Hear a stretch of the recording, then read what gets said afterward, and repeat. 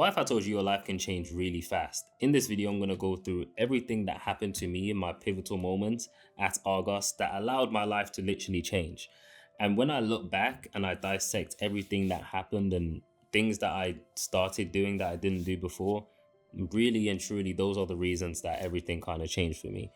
So, the first thing that we need to get into is self imposed limitations. When I was working at Argos, I worked a bunch of jobs previously, but I started Argos because I finished university or I was finishing university. And then I was working and I was like, damn, I don't really like this. But what else can I do? Like, I'm not going to use my degree. I'm not really trying to do my master's right now. What else can I do? And there was a certain point where I was literally putting limitations on my own capabilities, on my own destiny. I was just like, well, I can't do that because of this, and this won't happen because of this. And I'm literally, before even attempting to try or attempting to do anything, I was already closing down every single option that could possibly or potentially happen in my mind. For example, I was like, I really wanted to leave, but I didn't really have another source of income that could replace it, and then I'd have no money, and I had a car finance paying at the time. So I was just like, bro, I can't leave. I had one client, I was being paid like £300 a month from him, and then my job was paying me 1,000, if that. And I was just like, okay,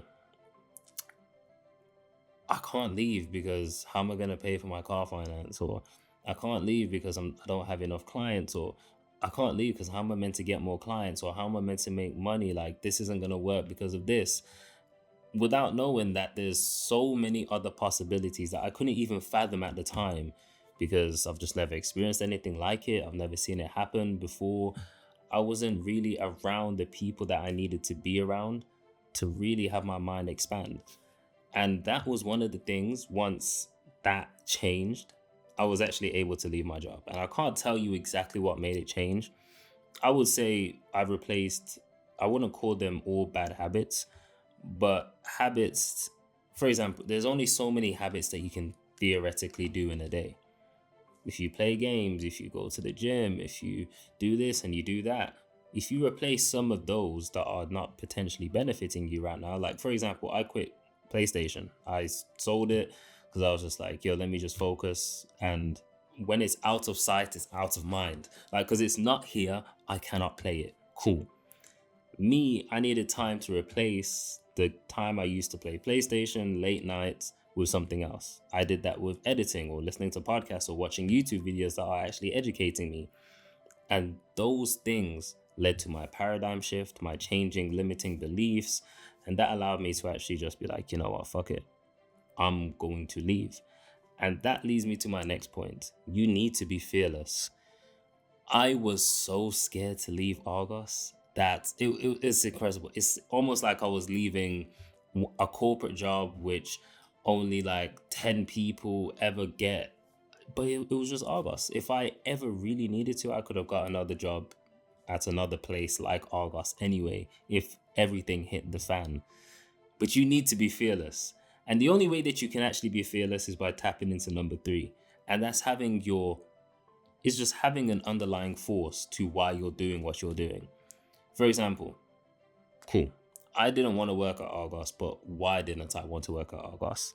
It's because I wanted more for my life. I wanted more for the people around me. I saw my mom struggle. I saw my dad struggle. I saw literally everyone around me pretty much struggle when it comes to money, when it finances, just all sorts of stuff.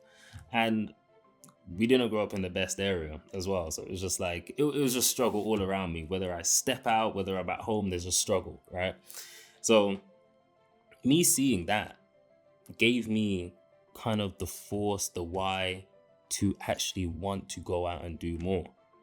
And that actually pushes me. Like anytime that, let's say you're waking up in the morning, having your underlying reason why that you're doing something is going to kind of drive you to do it.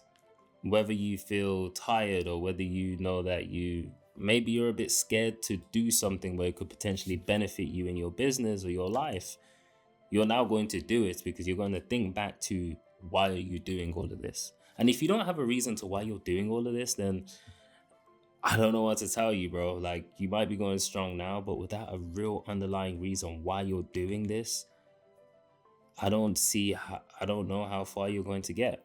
And it's funny because most of the people that go the furthest typically is because their underlying reason is literally related to trauma, or trauma to an extent.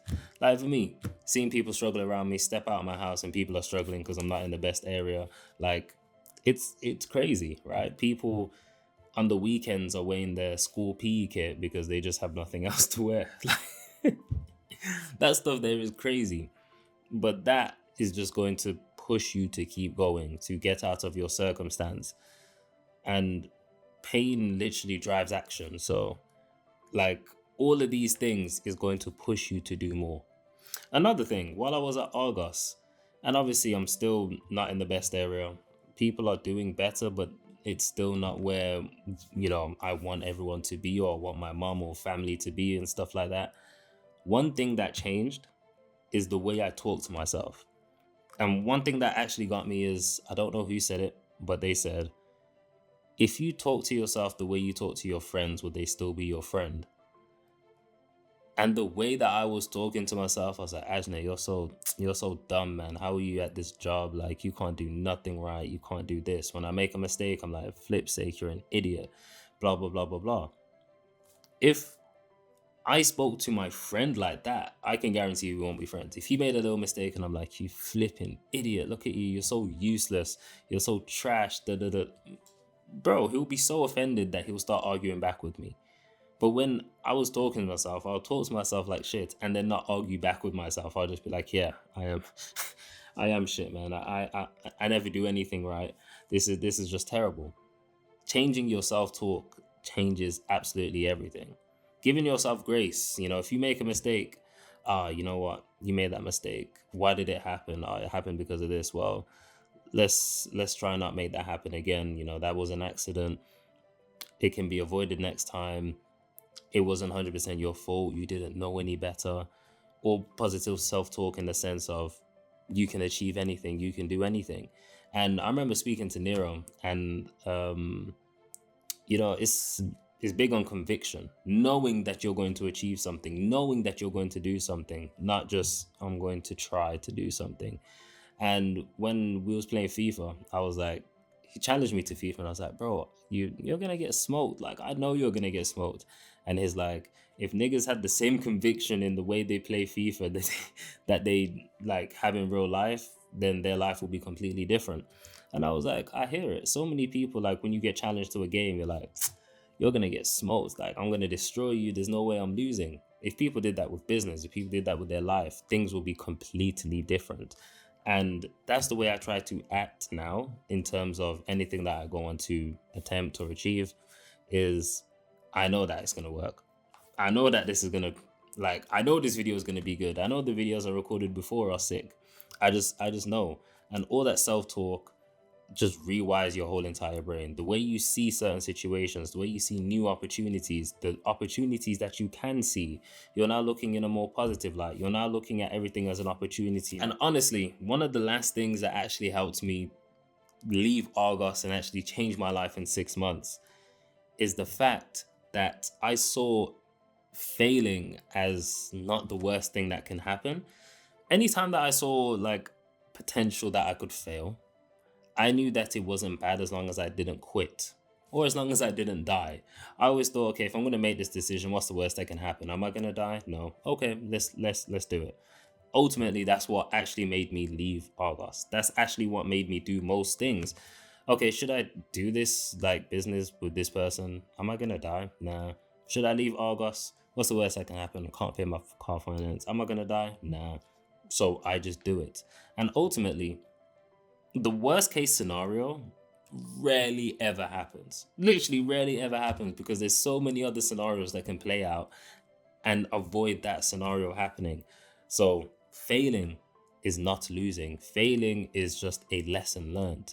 There was a quote saying that anytime that I fail, that's a lesson that I just put in my back pocket, because every failure comes with a lesson, and anytime that you fail, that lesson is going to be useful later on in life at some point, whether you realize it or not. So the more that you fail, the more lessons that you have, and the more equipped you are for life. And honestly, the only way that you're going to really and truly fail ultimately is by quitting.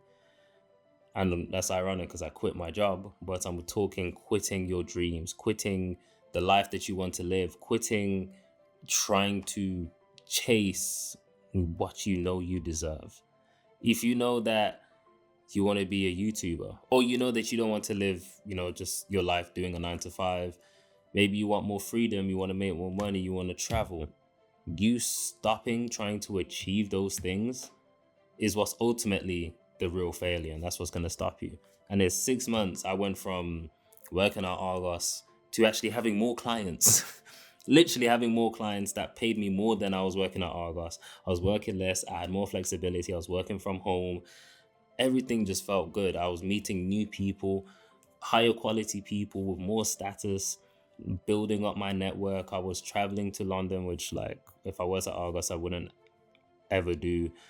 It was just amazing. And that literally spiraled into where I am now. If I did not leave Argos, I probably would have less opportunities than I did if I, like, when I quit, just because maybe my time would have been trapped up in Argos. The way I'm thinking would have been different. I would have been tired from giving all my energy to Argos. Now, I'm not trying to say you should quit your job, like, especially if you have bills to pay. I was in a completely different situation. If you have bills to pay, completely different. But there's other ways around it. For example, if I didn't quit Argos, I probably would have called in sick a few times. Maybe I would have just had more late nights than I actually wanted to have. Maybe that would have drove me harder because I'm thinking, man, I don't want to be here for too long. I need more clients. I need this deal to be done. I need this. How can I make more? How can I do this? What can I listen to? How can I get more help? But ultimately, if you follow these 4 or 5 things, your life will change. 100% your life will change. And if you are doing those things, keep doing those things, because as you know, these are tiny little habits, tiny little changes that you make in your life. But as time goes on, they compound. And if they compound enough, they will change your life. And it feels like nothing may be happening right now, but once it happens, everything happens all at once. So, like, you might be posting videos for years, but then you have that one video that pops off, and all the other videos that felt like they were useless, people actually love. You might feel like you're doing all of these sales calls and you're failing, but you have that one sales call and you analyze it and you're like, oh my gosh, this is why it worked. And then you do that with all your other ones and everything changes. You just need that one breakthrough moment and then everything absolutely changes. The issue is people don't see that breakthrough moment in the first 2 months, 3 months, 4 months, and then they just quit and then just leave it all behind. So what you do with this information is ultimately dependent on you, because it's not the tools that work, it's the craftsman that makes the tools work. So with the tools that I gave you, go out there, implement it into your life, and I'll catch you in the next video.